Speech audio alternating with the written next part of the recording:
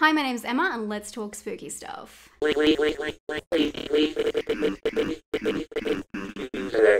I need to start this video off with saying one thing. Becky? This movie should have been called Becky's Not F***ing Around, because she is not. Get excited, guys. This one is intense. Becky, directed by Jonathan Millo and Carrie Munyon, is a new kick-ass action horror drama that packs a serious punch. The film stars Lulu Wilson, who you may recognize from Annabelle Creation, The Haunting of Hill House, and of course, Ouija, Origin of Evil.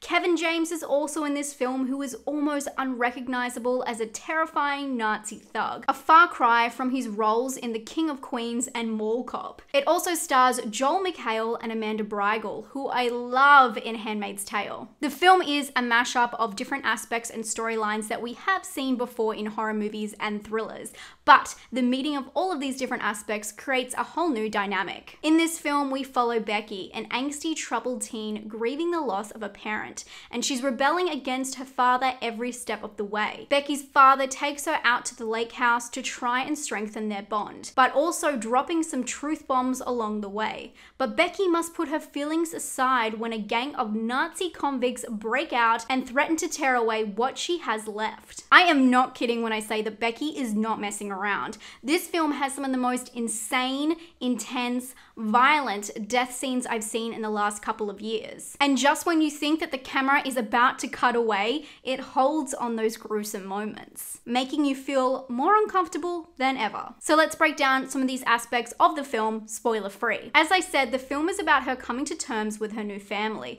We've seen this storyline before, but Becky is different. Wilson captures the heartbreak and denial of loss, but a child processing grief is far more complicated than anyone with a fully developed brain. So the choices she makes in this dire situation are not only coming from a place of survival, they are also coming from a place of anger that she hasn't learned to deal with. She is desperate, and as a child, she lives without the thought of consequences. We've all seen revenge films with adults and their calculated responses to hurt that these people have caused. But with Becky, it is just raw. There is something devastating about how isolated she has become from her family, and really all humans. For me, it completely raises the bar for this kind of division in a family. We see this a lot in horror movies, where the family has some kind of tension, whether that be a new parent coming in, a parent leaving, and they have to work together as the core family that they do have to survive at the end of the day. I feel like Becky raises this bar and also at the same time takes a completely new and unique avenue for a revenge film. The second aspect of this film is home invasion. The film sets up the attack as a calculated part of their plan. They aren't simply terrorizing them because they were just home, they actually want something from the family. But this could actually be a setback for the viewers because we don't get all of the details about their plan. I could see how this could frustrate the audience, but for me, I was so invested in Becky and her family that I just let that one slip away. As I mentioned before, Kevin James is almost unrecognizable in this role. Even his speech was different. This isn't a film with comic relief, and he really committed to a new role. It's pretty impressive. Instead of a punchline, he embodies the big bad wolf. So what? A girl fights back in a horror movie. We've totally seen that before, and I do agree with you. In fact, I didn't have high expectations for this film at all, but there was two things in this film that really surprised me, and they're the two reasons I believe that you should check Becky out. The first one being the gore. The gore in this film is insane. I'm not here to spoil anything, but the varied tactics they use to make the kills very impressive. The kills are creative and hard to watch, and that is a sign of good horror. I will warn you, there are parts that you won't want to watch. There are parts that are very hard to watch, but of course, that's horror. It needs some conflict. You're not meant to be okay with every death. It's a lot. This is no Home Alone PG film.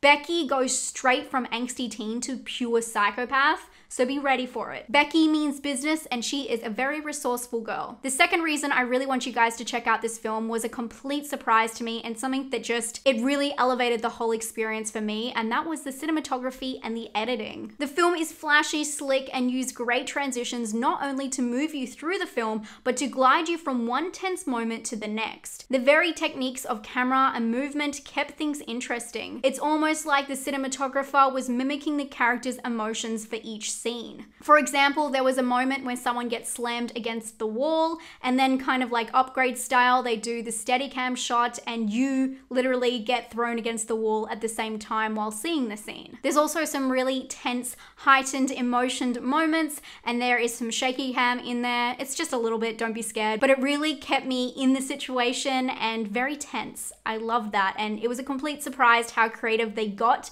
with the cinematography and the editing, obviously paired together, and I just think it made the film so much more enjoyable. I know I'm really talking this film up, but I do want to mention one thing that I was very unsure about. There is an additional character that comes into play.